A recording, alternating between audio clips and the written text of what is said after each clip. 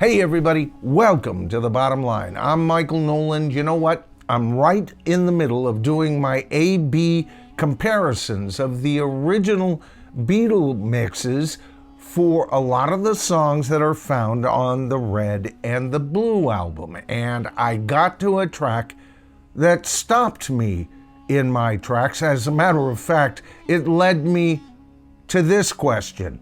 What in the hell have the Beatles done to I Am the Walrus?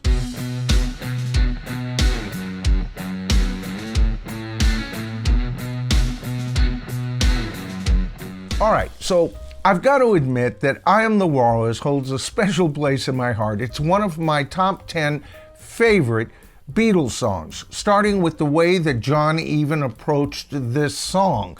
You know, a lot has been stated how Paul, later in his career, did silly love songs. And actually, it's a collection of 3 motifs blended together. Well, Lennon kind of approached this song in the same way. It's actually a collection of 3 song ideas that he had. The first idea he had was on a trip. You figure that out. He heard a siren. And of course, sirens in England have that dee-doo, dee-doo type of sound to them. And when he heard that siren, that's where he got the idea for the lyrics of Mr. City Policeman. Mr. City Policeman sitting, right? Great idea. The second idea he had was while tripping in his garden, he came up with that whole motif sitting in an English garden. Of course, the third song idea he had was the portion where you hear him sing sitting on a cornflake. So this whole song was a Frankenstein's monster from the beginning, a beautiful Frankenstein's monster. And the original recording fits perfect. Now, some of that's due to the limitations of the technology at the time. We have some far left and right panning on this song, but this is the one song I always thought they'd better never touch, because mad scientists, as they were, they put together one of the Beatles' very best songs ever recorded. I love how the song starts on the hard left and is all of a sudden engaged with further orchestration from the far right. Suddenly, that adds power to it. John Lennon's vocals are up front and distorted beautifully. I think they had the mix perfect the first time. Now, I'm a fan of brand new technology, anything that improves the sonic soundscape. But I gotta tell you, the first thing I heard off of the Blue album's version shocked me. First of all the power has been stripped away from this song. How do they do that? Well, they give it a softer left intro and a softer right entrance at the beginning. Then they have brought Lennon's vocals down in the mix, not too far that you can't hear every single word that he's saying, but it is so far down in the mix, and with these softening elements all together, what you have is a rather lackluster remix, in my opinion. Now, to get an idea all at once about what I'm talking about, just fast forward to the 2-minute mark of this song. This is one of my favorite sections of the song, and on this new remix, it all goes soupy, folks.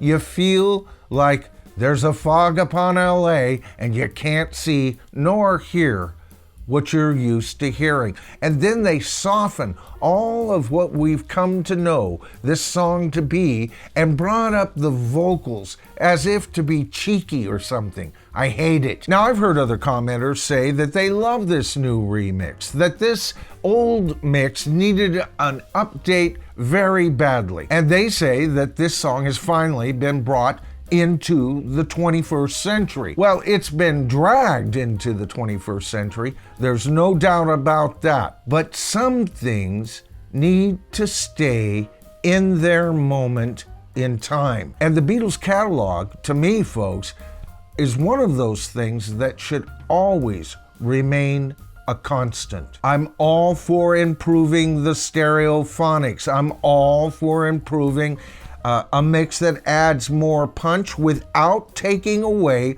what was once there. And these two releases at times have done exactly that. Like I said, I'm still listening to them.